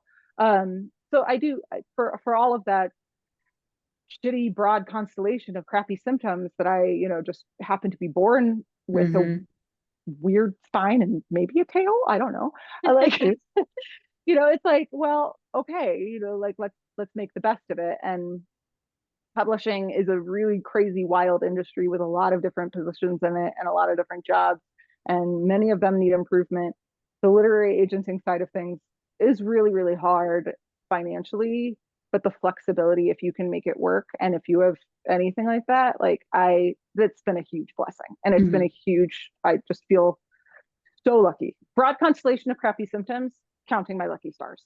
Yes, but your mindset is brilliant. Like I'm listening to this and I'm thinking like someone could have the exact situation you do and be like, I'm the victim here. I have a crappy body, it's crapping out on me. The mindset in the other direction could attract a lot of negativity very easily Mm-hmm. with your exact same situation. And you're like, no, I have a cute little tailbone and I bet you it could probably wiggle and when I get happy. And like, so like your mindset attracts these things that you're like, this is what I'm going to do with my life. And it's just like Yeah, pulling it to you. yeah. I mean, you can't help what you've been born into. Mm-hmm. And and like I said before, I was born into a lot of really beautiful, lucky circumstances as well. And yeah, and I have a weird little body. I don't know. We all have weird bodies, right? Yeah. That's the other thing, is like everybody does. Oh yeah. And then it's like I'm ADHD, I have chronic pain. So much of what goes on in me is invisible to the outside Yep. world. And I think that's the other thing, is like if I was whining and moaning and bitching all the time about it, I don't know that I would get the sympathy I was looking for anyway. Mm-hmm. You know what I Right. mean? Like I don't know. And I haven't always gotten the sympathy that I wanted. And Mm-hmm. it's so draining to be bitter and negative all the Yep. time. Like you say, like I have this really positive outlook, and yes, but very much like, like the mom in Little Women, it's like, don't get me wrong, I am angry every day of my life. Every day. I am Yes. annoyed. I am mad. I cannot tell you how often my husband has sat with me while I have screamed and cried about this body that I Yep. have, about this brain that I have. I mean, I cannot do all of the things that it seems like everybody can do, Mm-hmm. and I look like I should. Yeah. Yep. And that Well, is a really, really hard thing to like It's a get mental comfortable thing with. for It's sure, so hard. 100%. Yeah, and the but you know thing what I can about do? the I can sit mindset. and I can read. Oh, Yep. say that again. I said I can sit and I can read. Yes. Well, and then the thing about mindset too, like we don't have to be happy all the time, especially if you Yeah. compare it to like, trying to lose weight. You can eat crappy while trying to lose weight. You just have to have a little bit of a deficit more than what, your output is. It's the Oh same thing yeah, with mindset. Oreos are Like, vegan. yeah. You know? They make them gluten-free now too. It's Yes, great. so healthy. So you just have to have overarching better mindset. Those little, Yeah, crappy moments, we all have that, and not letting those defeat you is important because that's what that's makes what us human. we all roll natural ones, Mm-hmm. right? Yeah. And like when the universe was doing my little character sheet, that's where I rolled Your low. stats did not You get too high on that area. The stats and spine did not. Oh no, Yeah, like bone everything from health, they here were up like, rolled a natural one. right, It's fine. Um, exactly, yeah. But it's like, but hey, I wrote some freaking nat 20s too. And Mhm. Or you made those I'm- 15s into nat 20s. Like your Exactly, added yeah. bonuses, that it was a dirty 20. Let's throw some Exactly, stat bonuses on exactly. that and we'll call it good. Please, yeah, right. Let's roll a cool this shit. I feel like, my charisma, I feel like that's where I made up for it, and I'm learning how to hone it, and we're here, and I'm like, it's a weak little body, but it can do some stuff. Yep. Yep. Yep. So what is it that drives you to continue with the literary agent? Like, what is it that you're like, okay, I'm still passionate about this. What drives you to continue doing that? Oh my gosh. I mean, every day it's something different. Every day. And I mean, I get to work with really wonderful people and really creative people. So going back to Susan rejected me, right? I queried her and she rejected me. And she rightfully rejected me. It's a terrible book. I am embarrassed that I'm even bringing up the fact that I did it. But I think in that process, I also learned, and I also I blogged for like 10 years. I was like, oh, maybe I'll be like a Jenny Lawson type person or whatever, right? Like I love stand-up comedy too. So I was like, oh, I could be a humorist, I could be an essayist that's telling all these funny stories. And none of it ever really took off. And thinking back now with agent brain, I'm like, oh god, yeah, none of that should have taken off. Thank god it didn't. I got lucky in that regard again. But now what I get to do is I get to dig into the weeds of my clients' work, and I get to still get creative and still sit there and pick apart, why isn't the story working right now? And or as a reader, what is it that I really wished happened but didn't, or what is working, and what characters do I love? And then I get to hop on calls with these clients and brainstorm them, and so it's like I get to sit there, like, I know Summer on this podcast, right? She came to me with her well, I came to her and was like, book. And she was like, yeah, so we put together this whole memoir thing. Turns out that's probably not what we're gonna do. Now she's got this cozy fantasy, and I love it, and it's so much fun. And we get to like sit together and talk about what are these characters going to do and how are we going to make that work. And it's so much fun for me. And so it's like I still get to get creative with that, but then I get to put on my bookseller hat, right? And now I get to take all of the fun things that I love about this book and everything, and I just get to go and put it into writing, and I get to write a pitch, or I get to hop on a call with an editor and have a conversation like this and tell them about it, which is always so much fun. And then so then it's like I've got other, as the project gets further along, picture books, you start to get the sketch illustrations from the illustrator the publisher found, or hey, we're gonna work on cover options now. I literally get to see a book go from manuscript draft to finished product. It's a thrill, isn't it? Yeah, so it's wonderful. This book, Overdue, right? This is the newest one of my list to come out. That's and so I love cute. it so much. It's a cute little picture book about a library book that gets brought home and gets forgotten about. And it's so cute. And I love it so much. But this came by Quiet Gloria, this started as a Word document of just the text. And now it's like a full, beautiful, cute little thing with illustrations, and it's so sweet. And she's like booking gigs at school libraries to go and talk about it. And just like an email, like that's so cool. And then I get to sit there and just watch it all happen. It's so much fun for me. And I don't know, I'm that person that I watch all the special features on a DVD that when we had DVDs, right? Like Lord of the Rings extended editions, all the special features, right? I will watch the director's commentary of everything. I love a behind the scenes thing. I want to know, right? Like this package, the stories of the stories. Yep. And I get to just watch it happen. It's, I don't know. I truly feel like the luckiest person in the whole world. It's so stupid, but I get to just watch all of these really creative people do these amazing things. And then hopefully, I just get to stand in the wings and cheer them on. I was also like, I was a stage crew kid in drama club, right? Like Same. it makes sense that I didn't end up the published author, but I ended up the agent that gets to hang out with them. And I say that with all the love. For as much of a Leo as I am, I don't want to be in the spotlight, really, you know? But I do love the idea of like one of my clients maybe winning an award one day and being up on stage and thanking Emelie. Like that's really cool, you know? Nobody was going to know who Emelie is, but that author knows and I know, and that's really cool. When Queen's Gambit started winning all the Emmys and everything, like the guy, the one of it was for scriptwriting or for, you know, whatever. It wasn't an acting award, it was a production award or whatever. And he's up there giving his thing and he thanked Susan. He just said, "Thank you, Susan." Yeah. And she's like, that's Susan and I knew. Yeah, Yeah. like Susan, like I was like, you know, like it's so fun. And it's just really, it's very cool. It's just very cool to be like along for the ride. And I don't know. The first time when Facing the Enemy, the other one back here came out, that was my first client book to come out. And seeing my name on the acknowledgements page was like a dream come true to me. I always read the acknowledgements whenever I read a book.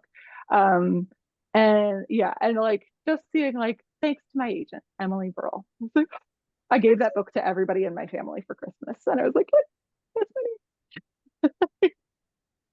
I'm not on the cover, but I'm on the acknowledgement page, and that's really cool.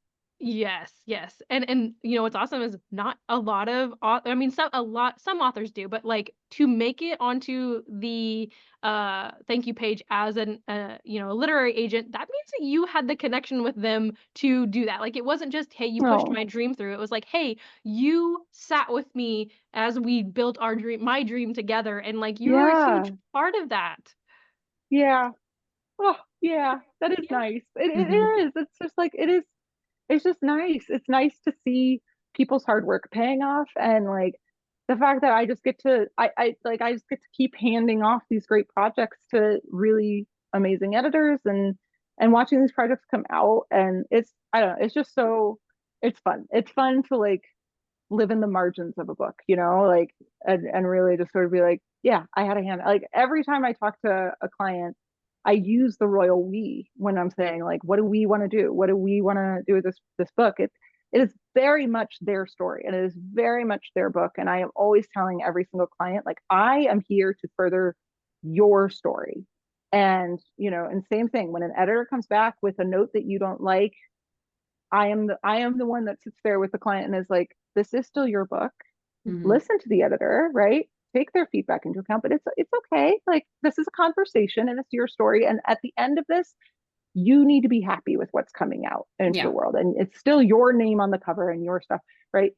But every single person that works on a book has such a hand in it. And at the end of it all, I do feel like a tiny little bit of ownership, right? I'm part of a team that brought this thing to life. And I feel so proud of that. Yeah. And I think like to your question of what keeps me going and everything, it's like to see how much goes into getting a book out in the world. It's wild. It is crazy. And by the end of it, it's just, I don't have kids. I'm an aunt, a very, very happy, very proud aunt. And I feel very much as an agent, it's like being an aunt to a story, you know, it's like, well, and actually to your point with that, like the saying, it takes a village for a kid, that is true with so many things. Like it takes a village to, and it doesn't, you know, there's plenty of single moms, there's plenty of people who do this stuff on their own, but if you want to not lose your mind doing it and like have some support and feel like, and it's easy, it's nice to share those wins with other people. Like yes, I wrote this book and I put in a lot of the hard work, but also my literary agent was there rooting for me the whole way. And that day that I could have broke and said, no, I'm not going to be an agent, I didn't, or an author, I didn't, because Emelie was there for me and I knew that she had my back. That community and that support system is huge. I so hope that every client of mine feels that way. And, you know, like I am a human. I am sure there are, you know, I know there are times that I've had clients that have been like, girl, get your shit together. But it's like, I don't think I've ever had a client so far anyway that's like genuinely been upset or mad. And we're humans first. We're humans who love stories. And I am always here. I always want to be here for them. And I always want them to know, like, listen, like, this is your story, this is your baby, and we're all here for you, right? And I think it helps that I've been in those shoes too, where I've queried and I've gone out and I've been rejected and I've had my work critiqued on and it's not gone well. And I'm glad that the book didn't go out, but I'm also really glad that I wrote it, and I'm really glad that I have that story in me and I have that experience. And yeah, I mean, I don't know. I hope every client of mine feels that I've been there for them. Yeah, even if we end up parting ways in the future and stuff like that, it's because agent and author relationships, it's like any relationship, it ebbs and flows, and who knows. But if I could be that first agent that, like, I never lost a client and they all stuck with me because I'm just that amazing. Cool. We'll make that happen. We just send this podcast to all of your clients before they hire you, and they're gonna know what they're getting 100%, and they'll be like, sign me up. And then I've overcommitted myself, and now I'm promising to be everything to everyone. And yeah, it's yeah. No. Be like, actually, I'm gonna put a little amendment down here. I am human. Amendment. I only have so much time and energy in my life. So what are you working on right now? What is something, like, if you could talk about a project that you're working on right now, what would that be? Yes. Okay. So I will say I do really want to push Overdue because it just came out at the beginning of August. It is, if you have kids and if you love books, or if you know kids and you love books, Overdue is really, really great. It's from Capstone. Gloria Coster is the author, and it's getting really good responses. Like I said, it's about a little library book named Bob. He gets checked out by a very forgetful student, and he's like the class favorite of the library. And he gets checked out and goes on some terrible misadventures because this kid is messy and relatable, and just all that stuff. We already had to go into a second printing for it. It made me, like, it was so exciting. It's a great little story. So I do really love that one. And then we just announced a deal for what is currently titled Worth a Dream by Carolyn Bonin. And it'll be her debut, and it's a cozy YA fantasy at a magical university. I love this book so much. It is one of those, like, read it with a cup of coffee and a cinnamon roll and or pastry of your choice. And it's like, it's got romance, it's got a little heist in there. It's also got just Carolyn's writing about anxiety, and just the way that she just feeds the vibes into this story in terms of what it's like to be a modern human, even with magic, is just so good. And her editor Fayenzi is incredible, and I'm really excited about it. But honestly, like, I feel this way about every project that I do, and it's not false enthusiasm, you guys. It's just like, they're all so good. I'm so proud. But yeah, I think if you go and look at my website, you'll see all of book covers for the things that I have sold that have book covers currently. And it's exciting. But as you two know, most of the things that I have announced are coming in like 2 years. Yeah, totally get it. the wheels of trad turn slowly. Yes. And then, and because you guys are D&D people, another one that's coming in summer 2025 is a middle grade called by Raj Sidhu, and it is right now called Thrash Forest. I say right now because, again, as you know, titles can change by the time they come out. Yeah. It is like a heavy metal, if Jumanji and tabletop role-playing games had a book baby. It's so great. It's about a group of middle schoolers who are playing their tabletop RPG, and it's a homebrew campaign, and all of the players kind of snort and laugh at the main villain of the game's name. He's this big evil sorcerer, and he's got a kind of goofy name, and they all snort and laugh, and it turns out evil sorcerer is listening from his universe, and he doesn't appreciate that. So he's going to suck them all into their game and put them into their characters and see if they can really hack it. it's so funny and it's so good. I mean, it's one of those, every now and again I get a manuscript in my inbox that it puts me right back into, and I'm like, this is literal, I'm not being metaphorical, blanket fort, flashlight, cozy pillow book. Yep. Like I am, yeah, I very much will put myself in my little blanket fort when I'm in a really good book situation, and Raj's writing was that for me right away. It's so good. So that one will be really fun if you like middle grade, which adults need to read more middle grade. It's Yep. one of my favorite categories of Life is publishing. not that serious, guys. It's not that serious. Also, like, if you don't think you can have some good like introspection from kidlit, I don't know what, Yep. we've all seen Inside Out. Okay. Yeah. Like Oh my kids God. storytelling, it Or can Bluey. strike a nerve. Bluey. I have no children. I've seen every episode of Bluey. Every episode. It for a while, it was like my Sunday morning. I would come out and I would pour my coffee, and my husband and our two dogs and we would sit down and we would watch Bluey. I love that so much. It's wonderful. Children's stories are not just for children. No. And like, you will learn so much about yourself if you just continue to engage in kidlit. Like, kids storytelling, sorry, I'm about to get on my soapbox.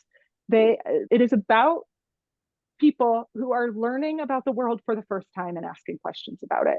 Yep. And like, at its base point, that is what kidlit is, right? Here's the world, here's your introduction to it. How do you have questions?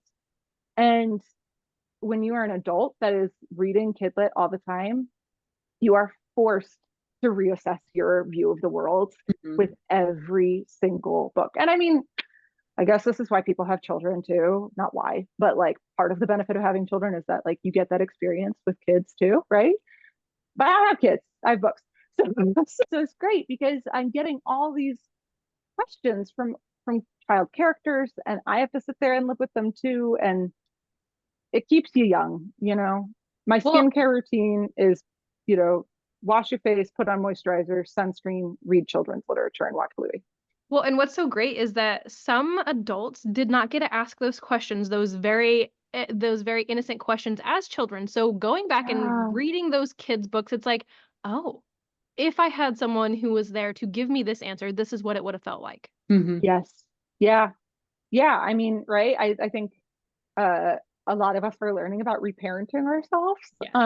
And I think that storytelling is a huge part of that.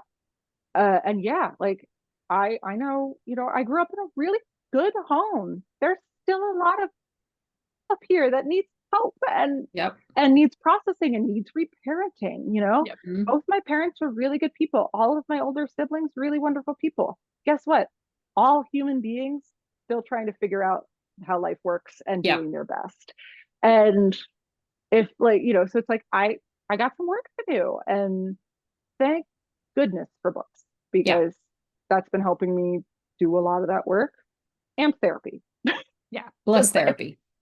That is Bless amazing. therapy. Yes, yes. Introspection is amazing. So Emelie, are you currently looking for new authors? Are you, you know, can anyone send you queries? And if so, how do they reach?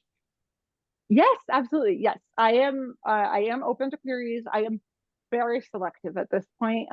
You know, the first 2 years of an agent's career is building your list. I have built a good list and a sizable list at this point. But that being said, I don't want to miss out on my next favorite book. So so I'm open to queries. I am always open and looking. I am right now really trying to build out my adult narrative I because of my history as a bookseller, I learned really quick to read widely, and so I represent widely as well.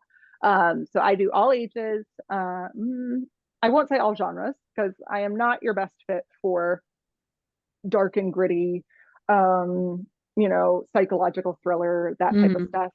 Cozy is very much my vibe, but in all areas, right? So I love a good cozy fantasy, but I see a lot of cozy fantasy. So when it comes to the adult narrative nonfiction, very big emphasis on narrative. I think the theme of today. We learn through story, right? Mhm. So yes, you can teach me about the world, but give me the story entry point. I love Braiding Sweetgrass was a great one for this. I really love nature and nature writing. I think I'm a touch pagan, and so that to me is always really interesting. Mhm. The one thing, and maybe this book exists, but the fun thing about being a literary agent is that you get to sort of be like, I'd like to read this book, and then you put that out there, and there might be an author that's written it that hasn't published it yet, and they bring it to you. So the book I'm really dreaming of right now is I would love something like Braiding Sweetgrass, but about gender, and really incredible bonus points for if it is from a non-binary or two spirits perspective would be incredible. Just because like I think that's a really valuable thing and a huge conversation we're having right now. Braiding Sweetgrass, I think, rewrote my DNA. Have either of you read that book, by the way? No, I actually okay. just put it on my list because I get so many. I'm like, I'm gonna add that. Yeah, if you don't know anything about it, Robin Wall Kimmerer is the author. She is an Indigenous woman and a botanist, and she wrote this book all about it's blending Western science and Indigenous wisdom about our relationship with nature. It's a beautiful book. It changed me spiritually. It changed me, I think, biologically, and I love it so much. And I would love something that feels like that, but about gender. Okay. And it would be incredible. But really, like that, going back to you don't know what you don't know. I haven't read the book yet. Like it's like send me something that you're like, oh, she loved that, she'll love this. I love it if you love that, you'll love it. Yeah, I think that stuff. One editor once said to me, send me, and she works in Kid Lit, she said, send me the books that are talking about the things I'm talking about in therapy. And that to me is like, yep, yeah, I will echo that. Like I want books that are tackling these things and talking about all of these big confusing questions that we have. And of course, top priority is the writing needs to be fantastic. Yeah. Your voice needs to be great. I love great dialogue. I love witty banter. Yeah, and so it's, I'm sure you guys know, but it's so hard to say exactly like, this is what you should send to my query inbox, because the chances are there's somebody listening that thinks that they have everything that I'm looking for, and they're going to send it to me and I'll break their heart. And because well, I did all the things you asked for. Yep. So yeah, that's what I think I'm dreaming of. I hope I'm right. Yep. I really hope to see that book one day. But yeah, I think also I totally invite people to stalk me on I shouldn't say it that way. I totally invite people to follow me on Instagram at Big Kid Bookworm. I'm terrible about posting like all the time, but I always post my book deals and I always post the books that I'm reading personally that I'm loving. Mm-hmm. And I think that's a really great way to see if you think you're a fit for my list is oftentimes when I'm posting about a book that I don't represent, it's usually because I wish that I did. And yeah, so like I just read Cunning Folk by Tabitha Stanmore, I think is her name. And that's like a medieval history book about the ways in which people like employed magic in their everyday life. And it's really fascinating and really interesting, very academic, not without its humor. But yeah, totally different from, Overdue, right? Yeah.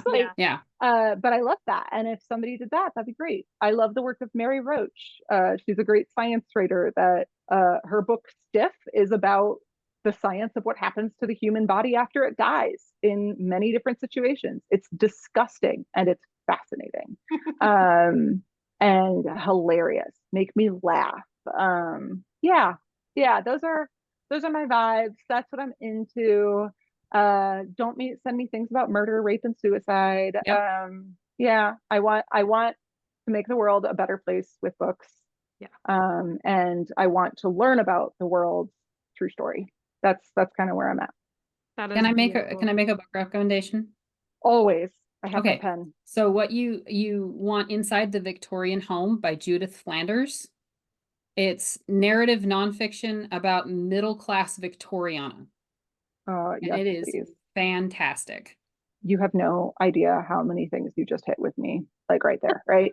I'm also like a knitter and a spinner and very much into like handcrafts and all of that. And it takes you through like the life cycle of a Victorian person, but based on rooms of the house and what they were used for. And it's so good. It's one of my favorite books.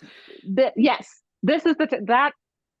I wish I represented that book. Like it's that to me one is of my favorite books. It's fascinating, so right? good. Yeah. Yeah. Another one, Sam Keen, Kean is sorry, I'm looking at my bookshelf to see if I have them anywhere. But he did The Disappearing Spoon and the Violinist Thumb. But his books are all histories, but told. So The Disappearing Spoon is history of the world told through the periodic table of elements. Oh, wow. And so kings that went mad because we didn't know what was in the paint that was on their plates. And so they were just like eating up insanity basically. And then just like, I'm going to kill everybody. So like the whole history of the world would have been different if we knew a little bit more about the periodic table of elements when that happened. It's like, it's stuff like that. Like teach me these things through these stories. Don't just teach me through facts and data. I need the narrative to attach it to. Yeah, that is awesome. And I think if they shifted that in school, kids would retain stuff and they would, like we've talked about, they would be curious about it. It's not like, I'm afraid that I'm going to fail this test because I can't remember this date or this person. I want to know their story. Yeah. And I mean, like I barely graduated high school. I had all A's in English, all of my humanities, great. Every other thing, not so great. Right. And like, but had a teacher recognized that was my learning style. Yep. I think it's college, graduated with like a 4.0, because it was like I was finally focusing on what I was interested in. Yeah. But you just have to find everybody's interest level. Now I think science is fascinating. Science is just, I mean, magic is just spicy science, right? Science is magic that we figured out. It's all interesting. So yeah, teach me about it. And I love animals. Yeah. Teach me about it. I love animals so much. I love that. Emelie, I feel like we could talk probably for another 2 hours or not more. Sorry, So I think we're going to have you back on the show. That is just a soft penciling you in for the future. Okay. Happy to. Remind me again so it is your Instagram account where everyone should go to find you? Okay, what is the name of that? Big Kid Bookworm. Yeah. Big Kid Bookworm. All right. Yep, that's my handle. And on all my socials, I mostly use Instagram for like I post on Instagram and Threads. And then I am on TikTok as Big Kid Bookworm, but as a spectator, I don't post anything. So, no point in really following me there. But Instagram is where you're going to find most of my stuff. Awesome. Well, I thank you so much. This was such a blast. Like I said, I think I could talk to you for another like 5 hours and we would still come up with new things to talk about. Truly, I have had so much fun. This is a blast. I will gladly be on anytime. It's just been so great. And I spent the weekend watching your episodes that you've released so far. And I love the whole concept of this podcast. The stories behind the stories it's so fun and interesting. And yeah, it's just great. So thank you for having me. I love talking about books. This was a great way to start my week, honestly. So yeah. Winning. Thank you so much for coming out. And thank you, listeners. Stay tuned for the next episode and we will talk to you guys later. Hey guys, thanks for joining us on this episode of Lemon's Listening Library. Remember, every story has a journey, and every journey deserves to be heard. Keep reading, keep writing, and keep listening,